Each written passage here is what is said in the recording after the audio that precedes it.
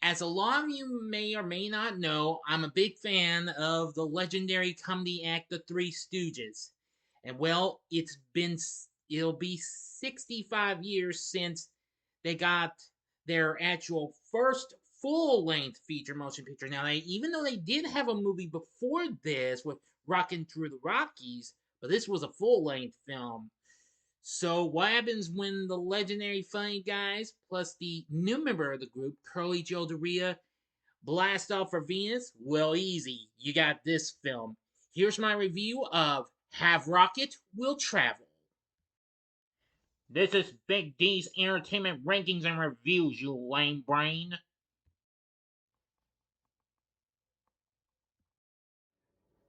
Greetings, my fellow YouTubers, and welcome to Big D's Entertainment Rankings and Reviews.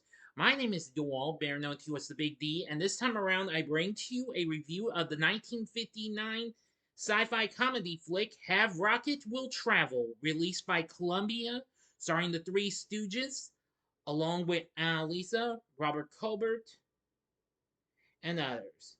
Now, although I did say it was their first feature film, but it really wasn't. Though it was billed as such, the film was not the first to feature the guys. Their first feature film was 1945's Rockin' in the Rockies, not Through the Rockies. My mistake. Rockin' Through the Rockies was one of their short films. So, my mistake, which is also the only film to feature the original lineup of Moe, Larry, and Curly. They also starred in 1951's Gold Raiders during the Shemp era and had supporting roles in several 1930s films when they were affiliated with Ted Healy. Anyway, now this was Curly Joe Daria's inaugural screen appearance with the Stooges, after recently replacing Joe Besser when Columbia ceased production of the Stooges short series.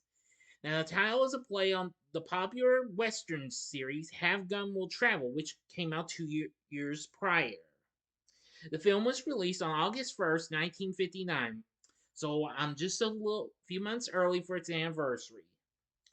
Anyway, now this here is a space has a space travel theme of this and was prevalent in the late 1950s, as the Stooges had already filmed three shorts for Columbia based on this theme: Spaceship Sappy, Outer Space Jitters, and Flying Saucer Daffy. 3 years later, they would appear on another space themed comedy, The Three Stooges in Orbit, which I'll be reviewing later on. Now, actually, in the original cut of this film, the Stooges were the only people shown after the rocket launch scene early in the film, but the studio insisted on a party scene in order to introduce other characters.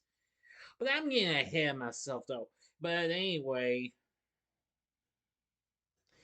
now this isn't the whole story and what have you. So, the Stooges are janitors working at a space center, and through a series of mishaps, they accidentally find themselves launched into space and land on Venus.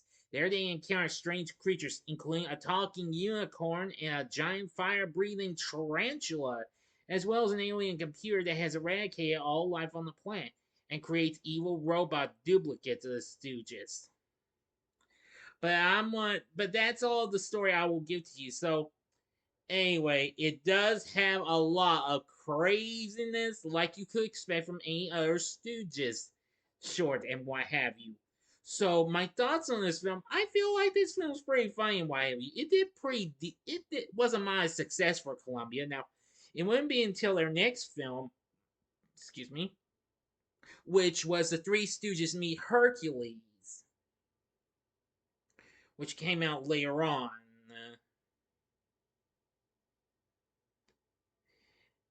The film went on to make 2.5 million. As when it was released in LA, it was paired with a film Columbia had released the previous month, and that was the film called The Legend of Tom Dooley. Now, it was met with mixed critical reviews, but still did pretty well. Now, even before his death in 1975, Moe expressed his dislike for the film in 1973, just 2 years prior to his death. He stated that he didn't care much for the film. It was contrived a lot. The pies were dragged in at the tail end, which you'll see what I mean at later on. And not only that, the unicorn business and all that, but you'll see when you check out. A soundtrack, well, a sort of factual soundtrack, was released through Colpix, which was a subsidiary of CBS and Columbia Records, which of course CBS was Columbia's parent company at the time before Sony bought them out. Anyway, from what I've seen in Have Rocket Will Travel, the craziness is just so absolutely nutsoid. Now, actually, this would be one of the last times we would see the iPod because, well, once Joe Doria became a part of the group, he decided to he told Mo and Larry that it wouldn't be right to continue the iPod thing because then real kids would probably get the ideas of doing that. Since this was about the time that the Stooges shorts would be shown on television for the first time, starting with their actual first short film, Woman Haters. Anyway, but Mo and Larry agreed, and they would stop doing that. They would still do the rest, and they wouldn't do that eye poke in their acts anymore either. But that's understandable. The Stooges actually sang the theme song to this and what have you, which is pretty good and what have you. I actually do have a few funny parts. There's some very funny parts and what have you. Like when they can't get in touch with Earth and what have you, they find the cord where they have to plug it in, and Larry accidentally plugs his finger in. Yeah, oh boy, all three get a big shock out of it. And then we hear kind of like a little something like what you hear from a big antenna up there, like a radio signal and what have you. Yeah, Mo gets Curly Joe to write it down. Yeah, it's like, what's it saying? Like beep beep beep beep beep beep beep beep beep. And it's like, what's the matter with you? Oh, that's funny. And they encounter this little, well, flying such a thing, but it doesn't have no thing on top. And a voice comes from the antenna. It's like, you are expected. Enter. The side door opens and Curly Joe's like, a talking automobile. The voice says, there are no delays. I am waiting. And one at a time, it's like, I am Larry. I am Mo. And I am Curly Joe. Take us to your leader. And off they go. Yeah, but anyway, Have Rocket Will Travel is very funny and what have you. Now, the later Stooges films were pretty funny too. Now, of course, I had seen a little bit of their real first film, Rockin' in the Rockies, but not all of it though. But if I do happen to encounter it one day, mind you, I will certainly review it. Trust me. But yeah. But anywho, I think Have Rocket Will Travel was just so much fun. Despite what Mo had to say later on, but hey, it's fine and all. You'll like it. If you're a Stooges fan, you will definitely enjoy Have Rocket Will Travel. It's crazy and fun and what have you. Misha um Bakalennikov, if I mispronounce it, I apologize. This is hard to pronounce. Did the score and music, which was good, and the film was directed by David Lowell Rich, which was good too. So anyway, now aside from the Stooges themselves, we have Annalisa playing the character of Dr. Ingrid Narvig, who actually do does a good job and becomes a real good friend to the Stooges.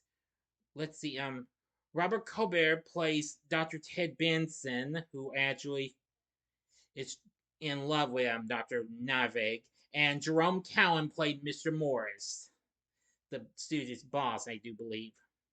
Robert Stevenson is the voice of the things you'll see in this, and what have you, whatever that is.